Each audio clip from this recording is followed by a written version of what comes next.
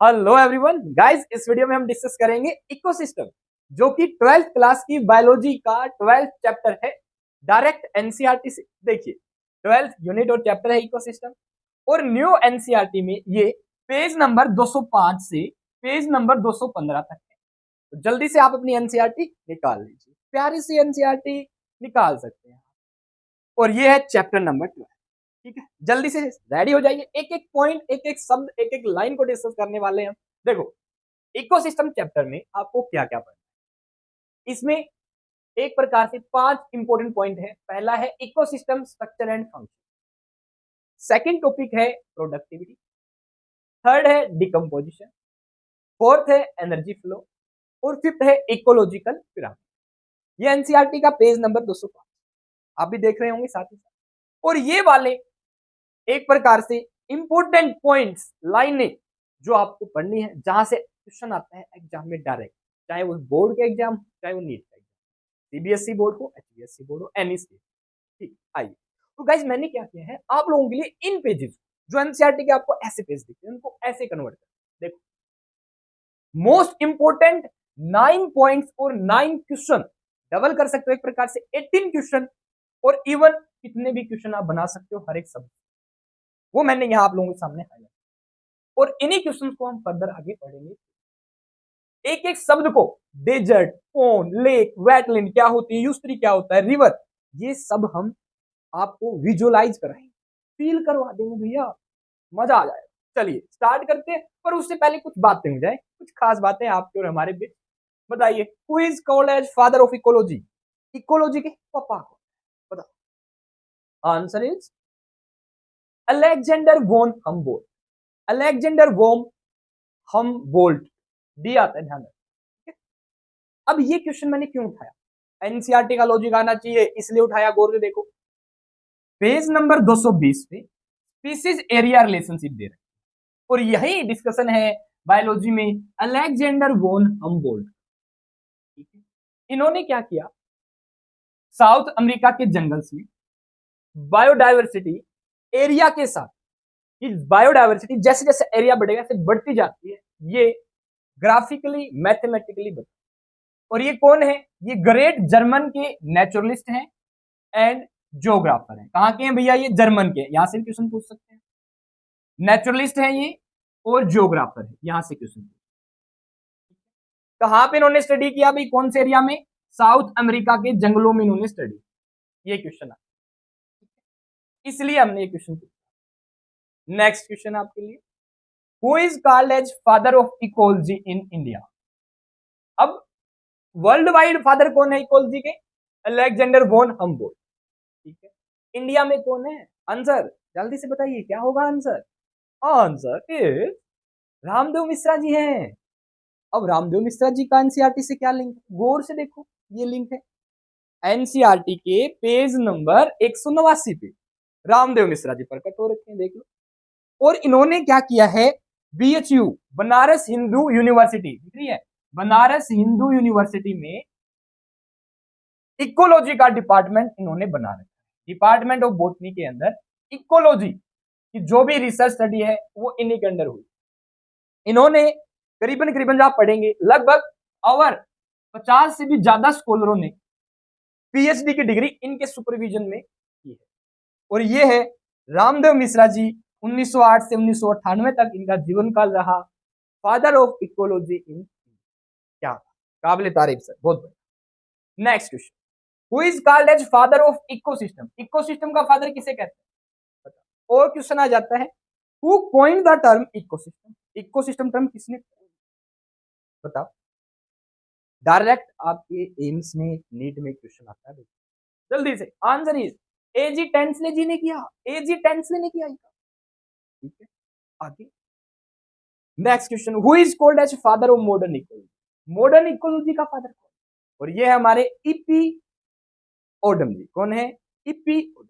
इनकी क्या खास बात थी, इनको क्यों डिस्कस करें, अभी पूछेंगे। इनकी तो समझ गए होंगे, इकोसिस्टम भैया चैप्टर है पूरा, इन्होंने टर्म को इनकी, इसलिए पढ़ना तो पड़ेगा ना। नेक्स्ट चलिए, क्यों पढ़ते हैं अभी डिस्कस करेंगे। उससे पहले एक क्वेश्चन, आंसर बताइए, मतलब the term ecology was defined by, sir आपने बाकी सारी बातें बता दी, फादर बता दिया, इकोसिस्टम टर्म किसने दिया बता दिया, अब टर्म इकोलॉजी किसने दी, ऑप्शन देखो कौन है वो महानुभाव जिन्होंने इकोलॉजी टर्म को ही दिया, आंसर इज, जल्दी से कमेंट कर दो, अर्नेस्ट हिकल। कौन है, अर्नेस्ट हिकल ने इकोलॉजी टर्म दी, ये ध्यान। चल अब आ जाते हैं हमारे पेज, गाइस जिसमें ये 9 पॉइंट्स है, इनको हम 1 बाय 1 आगे डिस्कस करेंगे। उससे पहले मैं आपको यही बता दूं क्या, ये जो पहला पॉइंट है ना, an ecosystem can be visualise, आप दर्शन कर सकते हो, समझ सकते हो, as a functional unit of nature, nature की फंक्शनल यूनिट। कौन है नेचर की फंक्शनल यूनिट बताओ, इकोसिस्टम। कौन है, इकोसिस्टम, जिसके अंदर ऑर्गेनिज्म, लिविंग ऑर्गेनिज्म इंटरेक्ट करते हैं अमंग देमसेल्फ, एक दूसरे के साथ, and also with the surrounding physical environment. मतलब लिविंग ऑर्गेनिज्म, जिसको मैं एक टर्म दे रहा हूं भी, community plus abiotic factor, communities plus abiotic factor ecosystem को बनाते हैं। और यही बात, इकोसिस्टम की यही डेफिनेशन इप्पी ओडम जी ने दी है, ठीक है। इप्पी ओडम जी के अनुसार ecosystem is a functional unit of nature, जहां पे लिविंग ऑर्गेनिज्म इंटरेक्ट करते हैं एक दूसरे के साथ और सराउंडिंग फिजिकल एबायोटिक एनवायरनमेंट, ठीक है। हो गया पहला पॉइंट क्लियर, तो फील आ रहा है कि नहीं आ रहा बताओ, आगे और भी आएगा, चलते रहो। सेकंड पॉइंट क्या है, ecosystem varies greatly in size, size ecosystem का वेरी कर सकता है, अलग अलग होता है। फॉर एग्जांपल, ये साइज हो सकता है स्मॉल पॉन्ड, छोटे तालाब से लेकर, टू ए लार्ज, बहुत बड़े फॉरेस्ट और सी, समुद्र तक। जल्दी से लार्ज फॉरेस्ट का एग्जांपल बता दो, कौन सा है, Amazon rain forest. Next, many ecologist, तीसरा पॉइंट क्या है, रिगार्ड करते हैं, समझते हैं एंटायर बायोस्फीयर, पूरा बायोस्फीयर ये इकोसिस्टम है। ग्लोबल इकोसिस्टम किसे कहते हैं, बायोलॉजिस्ट, इकोलॉजिस्ट किसको कहते हैं भाई, पूरा का पूरा कौन, एंटायर बायोस्फीयर, एंटायर बायोस्फीयर ही ग्लोबल इकोसिस्टम है। डायरेक्ट क्वेश्चन आते हैं भाई, असर्शन रीजन भी आते हैं यहीं से, ठीक है। क्यों, क्योंकि ये ऐसा मानते हैं कि ये कंपोजिट है, किसका भैया, मिक्सचर है, किसका, ऑल लोकल इकोसिस्टम होना, जितने भी इकोसिस्टम है ना सबको मिला कौन बन जाए, ग्लोबल इकोसिस्टम, बायोस्फीयर, ठीक है। तो बायोस्फीयर क्या है, ग्लोबल इकोसिस्टम, ये ध्यान। क्वेश्चन आ जाता है, which of the following is a global ecosystem, confuse हो जाते हैं, आंसर क्या जाएगा, एक सिंपल, बायोस्फीयर, क्या, बायोस्फीयर एक ग्लोबल इकोसिस्टम। नेक्स्ट पॉइंट क्या है, दो बेसिक कैटेगरी में हमने इसको डिवाइड किया। अब इकोसिस्टम बहुत बड़ा है, ग्लोबल इकोसिस्टम भैया कैसे डिस्कस करें, कैसे स्टडी करें, हमने क्या किया, दो पार्ट बना दिए। एक है टेरेस्ट्रियल इकोसिस्टम और दूसरा क्या है, aquatic, terrestrial ecosystem and aquatic, दो कैटेगरी बना दी हमने। एक और भी बना रखी है, टेरेस्ट्रियल इकोसिस्टम और एक्वाटिक इकोसिस्टम में हम के अलावा हमने एक और बना रखी है, क्या, मैन मेड इकोसिस्टम।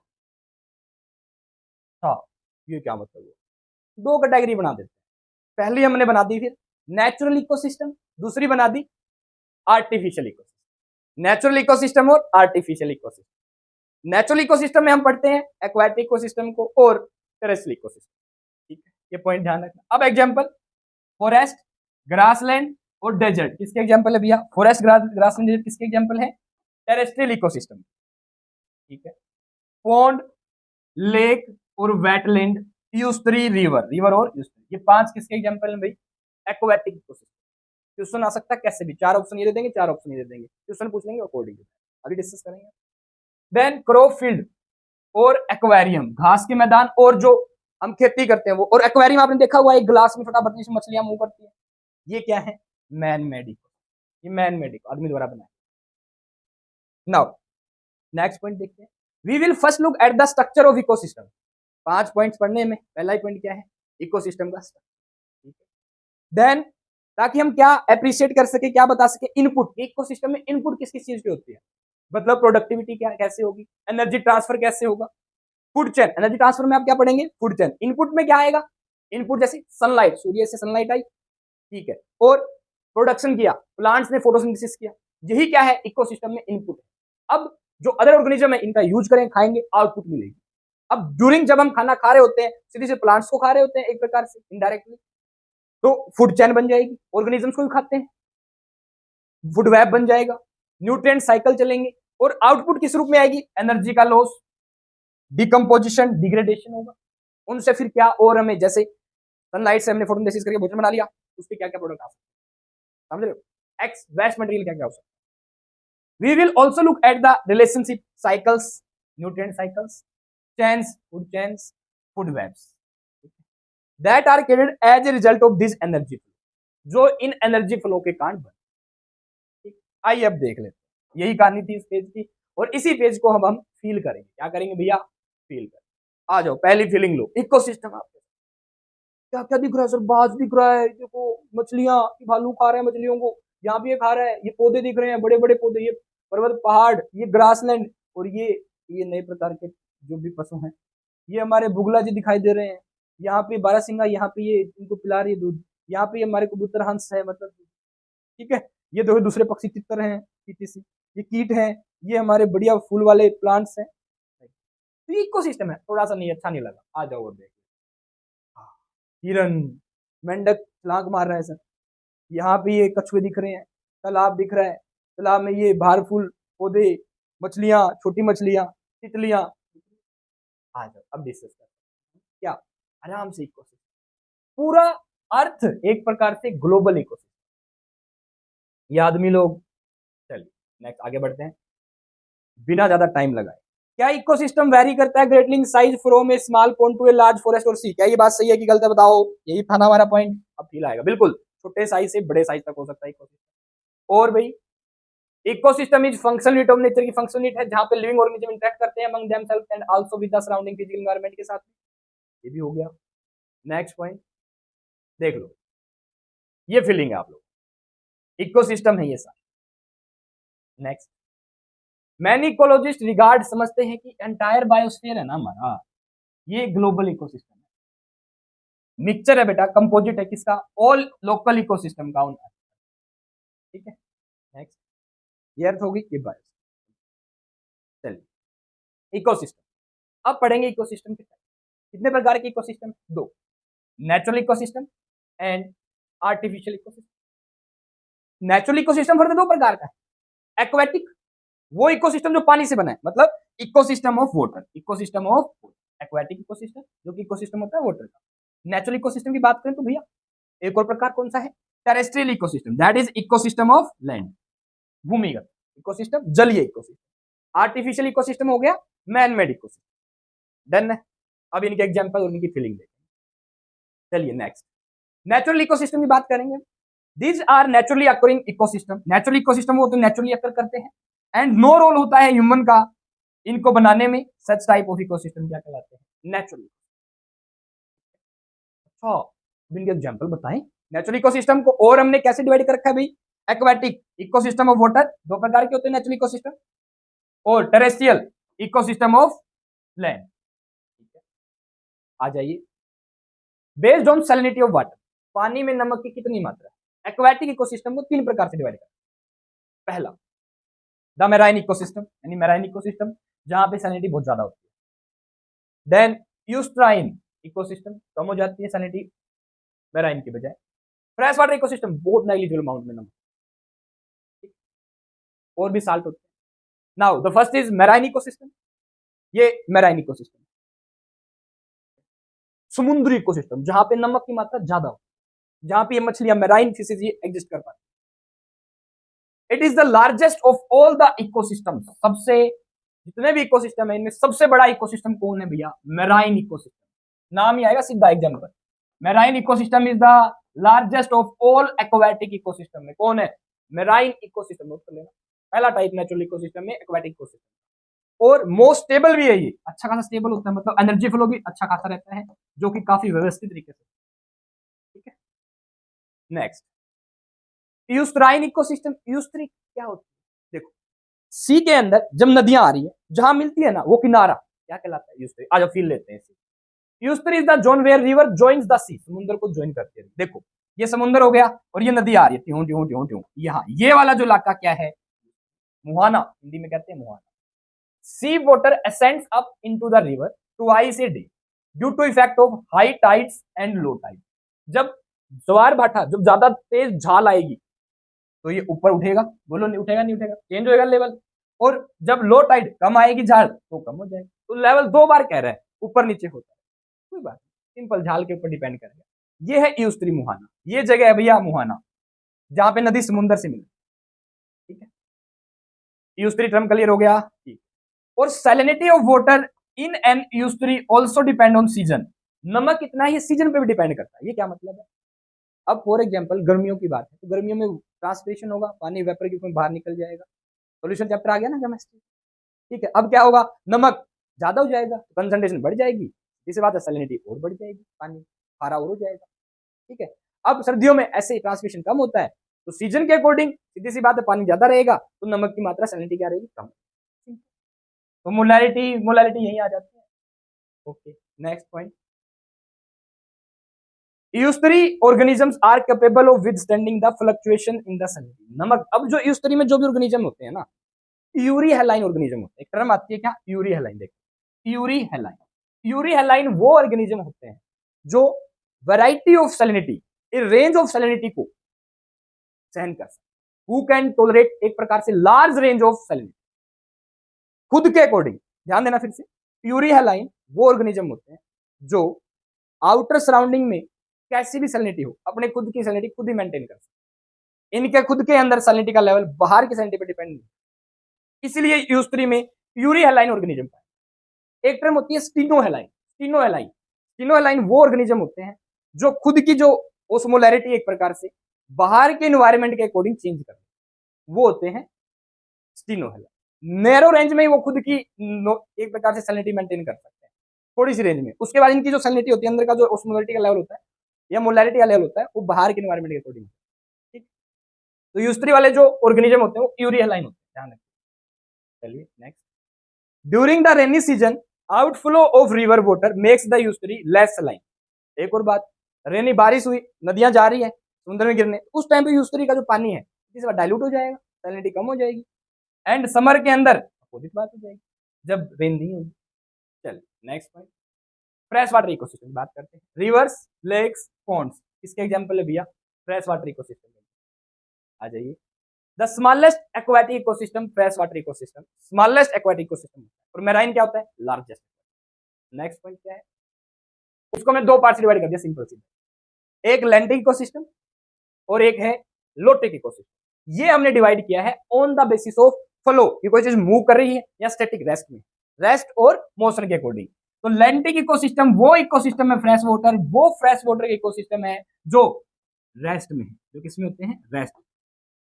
अब रेस्ट में ई आ रहा है, लैंटिक में ई आ रहा है, नोट कर लेना। लोटिक इकोसिस्टम वो इकोसिस्टम होते हैं जो फ्लो करते हैं, फ्लो मूव करते हैं, मोशन करते हैं, ओ आ रहा है, ओ आ। Fresh ecosystem, fresh water ecosystem दो प्रकार, lentic ecosystem and lotic ecosystem. Next, अब ये जो लैंटिक इकोसिस्टम है ये स्टिल वाटर बॉडीज होती हैं जो रेस्ट में रहती हैं, जैसे पॉन्ड्स, लेक्स और reservoirs.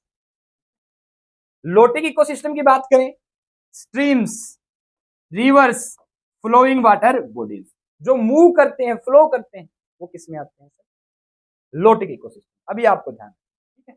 Next, these are two communities called lentic and lotic communities respectively. ठीक है, जैसे भैया ये क्या है, लेंटिक कम्युनिटी रेस्ट में लग रही है, बिल्कुल जैसे झील सी है, पर्वतों से गिरी हुई झील है। लोटिक कम्युनिटी की बात करें तो देखो ये नदी है, मूव कर रहा है पानी, और बिल्कुल ताजा पानी दिख रहा है। यहाँ पे देखो थोड़ा सा नीला, थोड़ा सा गाढ़ा सा दिख रहा है ना, और यहाँ का पानी बिल्कुल फ्रेश है। वो तो दोनों फ्रेश ही है, पर ये मूव करने में ज्यादा फ्रेश होता है, लेंटिक ये सेट। ठीक है, डन।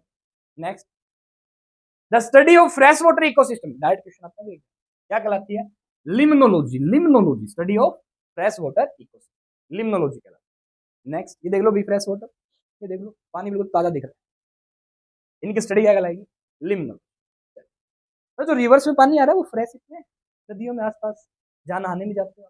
फिर है लैक इकोसिस्टम, ये देखो एक जगह लैक, लैक में और तालाब में, झील में और तालाब में क्या अंतर है, दोनों हालांकि रेस्ट में रहते हैं, लेंटिक के अंदर आते हैं, क्या डिफरेंस गाइस। पॉन्ड होता है ना वो कम गहरा होता है, झील अच्छी खासी डूंगी होती है। ठीक है, to understand the fundamentals of ecosystem let us take a lake as an example. एक लेक से आप सारी चीजें समझ सकते हो। चलिए, this is fairly a self sustainable unit. जो लेक होती है ये अच्छी खासी खुद को व्यवस्थित करने वाली यूनिट है। And rather a simple example, बहुत ही सिंपल साधारण सा एग्जाम्पल है। इवन कॉम्प्लेक्स इंटरेक्शन एग्जिस्ट करते हैं एक्वाटिक, जितने भी कॉम्प्लेक्स इंटरेक्शन है ना वो सब इसके अंदर आ जाए। चलिए next, lakes are large inland water bodies containing standing और स्टिल, शांत वाटर, खड़ा पानी रहता है, और ये लार्ज इनलैंड मतलब भूमि के अंदर ही पाए जाने वाले सिस्टम, ठीक है। चलिए, lakes are deeper than pond, तालाब से ज्यादा गहरी होती है। Pond is not an ideal example of it is a very shallow, तो ये आइडियल एग्जांपल नहीं होता, फिर भी हम एनसीईआरटी ने कह रखा है पॉन्ड का एग्जांपल लगा के समझो, ठीक है। Next, most of lakes containing water throughout the year, और ज्यादातर जो लेक्स होती है उनमें पूरी साल भर पानी रहता है, कुछ लेक्स ऐसी जिनमें साल भर पानी नहीं रहता। In deep lakes light can not penetrate more than 200 metre in depth, जो बहुत गहरी लेक है उनमें जो लाइट है वो 200 मीटर से ज्यादा डेप्थ को कितनी मिलती है, 200 मीटर से ज्यादा डेप्थ तक नहीं। और क्या खूबी है भैया, they are vertically stratified in relation to light intensity, हमने लेक को वर्टिकली स्ट्रेटिफाइड कर रखा है, मतलब एरिया बना रखे हैं लेक में, ऊपर वाले जोन को क्या कहोगे, बीच वाले को क्या कहोगे, नीचे वाले को। ये लेक है, डूंगी लेक। अब बात करेंगे किसकी, हो गया एक्वाटिक इकोसिस्टम हो गए हमारे। Now terrestrial ecosystem, terrestrial ecosystem में क्या आता है, terrestrial ecosystem are ecosystem of land, जितने भी इकोसिस्टम लैंड के वो सब क्या है, टेरेस्ट्रियल इकोसिस्टम। डायरेक्ट क्वेश्चन आता है आपके, फॉर एग्जांपल है, एग्जांपल फॉरेस्ट, ग्रासलैंड और डेजर्ट, ये टेरेस्ट्रियल इकोसिस्टम है। आज हम इनकी फीलिंग ले लेते हैं, दिख रहा है क्या है, फॉरेस्ट टेरेस्ट्रियल इकोसिस्टम राइट।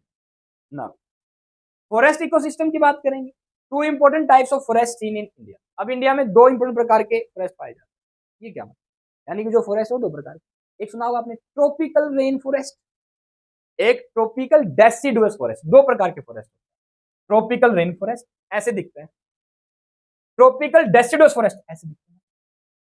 क्या डिफरेंस है दोनों, वैसे देखो बहुत ही घना है ना, घना कैनोपी, अच्छे खासे ट्रीज पाए जाते हैं लंबे लंबे, और कैनोपी बहुत गहरी होती है, पास पास होते हैं ट्रीज, इतनी गहरी होती है कि सनलाइट क्रॉस नहीं कर पाती, धरती तक तो पहुंच नहीं पाती।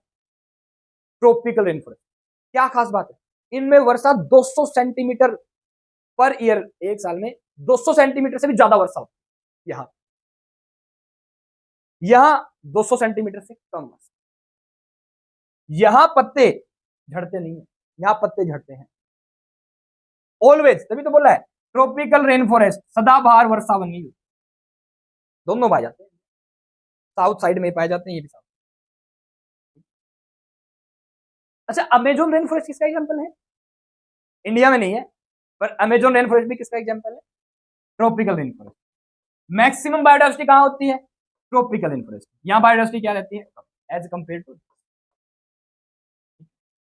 यहाँ पानी दिख जरूर है पर ज्यादा पानी यहाँ, बारिश ज्यादा यहाँ, ये एग्जांपल थे।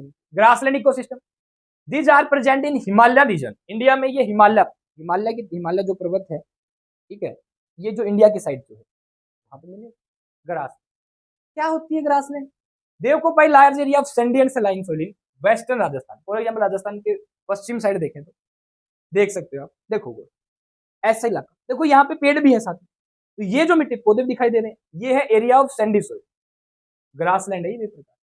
सलाइन सोइल कैसी भाई, सलाइन सोइल देखो अभी, ये ऐसी मिट्टी दिख जाए, यहाँ पे भी प्लांट्स उग रहे हैं, ग्रासलैंड, बिल्कुल घास हो वो नहीं है ग्रासलैंड, कहीं आप वो भी ग्रासलैंड, ठीक है, जहां पे घास लगा रखा हो वो भी ग्रासलैंड में आता है, और ग्रासलैंड एक्चुअली क्या है, ये वाले इलाके ग्रासलैंड। नाउ डेजर्ट में क्या होता है, डेजर्ट एक प्रकार से वो इकोसिस्टम होते हैं जब बारिश क्या होती है less than 25 centimetre per year, 200 से ज्यादा कहाँ होती है, 200 सेंटीमीटर से ज्यादा per year, tropical rain forest में, ट्रॉपिक्स में 200 से कम होती है। They have characteristics flora and fauna, यहाँ पे विशेष प्रकार के फ्लोरा और फाउना पाए जाते हैं, प्लांट्स और फ्लोरा टर्म होती है प्लांट्स के लिए, फाउना है। डेजर्ट को दो प्रकार से डिवाइड कर रखा है, hot desert and cold desert. अब हॉट डेजर्ट कहाँ पाए जाते हैं भाई, थार रेगिस्तान जो है ना, थार डेजर्ट है राजस्थान, वो यही होता है जहाँ बहुत ज्यादा धूप रहती है, Thar desert in Rajasthan example है हॉट टाइप ऑफ डेजर्ट। वहीं पे मैं बात करूं कोल्ड टाइप की, तो कोल्ड टाइप पाया जाता है कहाँ, लद्दाख, लद्दाख में कोल्ड टाइप। आर्टिफिशियल इकोसिस्टम की बात करें, these are man made ecosystem, agriculture जो हम कपास लगाएंगे, खेती करेंगे, जीरी खेती करेंगे, गेहूं, सब ये जो मैन खुद बनाता है that is man made ecosystem. अच्छा, ऐसे हम इलाके बना सकते हैं खुद से, घरों में बना सकते हैं man made ecosystem. This include cropland ecosystem, aquaculture ponds और एक्वेरिया। ये वो जगह है जहां पे हम फिशेज को पालते हैं। देखा होगा आपने वो डब्बा ग्लास से बना, ठीक है। ये क्रॉप्स उगा दी हमने, ये सब क्या है। अब ये नदी नहीं है, नदी की बात नहीं करेंगे, हमने बना लिया एक तालाब, एक जगह हमने पानी इकट्ठा कर लिया, that is what man made.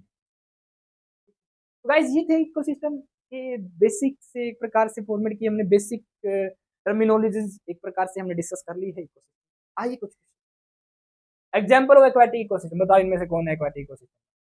The answer is desert, तो पानी नहीं होता, मेराइन और लेक। गाइस मेराइन भी और डेजर्ट बोथ, दोनों, ठीक है। Next example for terrestrial ecosystem, बताइए कौन सा है।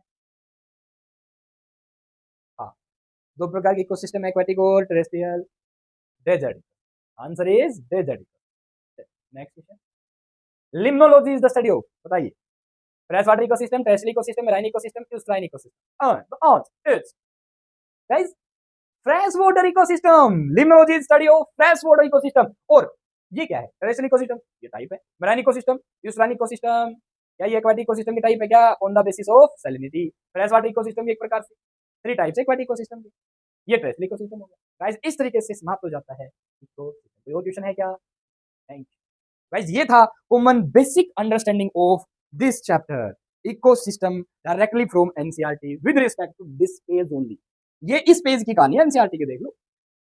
इसीलिए कहते हैं एनसीईआरटी, भाई सारी चीजें एक एक शब्द आपको पढ़ना है, और इस पेज का एक एक शब्द मैंने आपको। अब गाइस इसके जो फाइव इंपॉर्टेंट टॉपिक्स है, ये हम नेक्स्ट वीडियो में डिस्कस करेंगे, ठीक है। तो फाइनली इकोसिस्टम के जो बेसिक क्वेश्चंस आते हैं, आप आसानी से भी किसी प्रकार कोई क्वेरी तो आपको नहीं। Guys ABC biology world YouTube channel आपको बायोलॉजी में 360 आउट ऑफ 360, नीट एग्जाम में और बोर्ड एग्जाम्स में सीबीएसई बोर्ड 100 आउट ऑफ 100 दिलवाने में बिल्कुल हेल्प करेगा सपोर्ट। तो आप लोग चैनल को सब्सक्राइब करके रखें, जो भी वीडियोस आपके सामने आए उनमें जो जो कंटेंट है उनको अच्छे से विजुलाइज कर लें, एनसीईआरटी में नोट कर लें चीजें, जैसे मैंने पॉइंट बना रखे हैं ऐसे आप पॉइंट बना लें, और आप आसानी से क्वेश्चन अटेम्प्ट कर लेंगे अगर आप इन वीडियो जो भी वीडियो चैनल पर। तो गाइज अपने दोस्तों के पास भी वीडियो को शेयर करना ना भूलें, वीडियो को लाइक करें, चैनल को सब्सक्राइब करें, अच्छे से पढ़ें। All the best.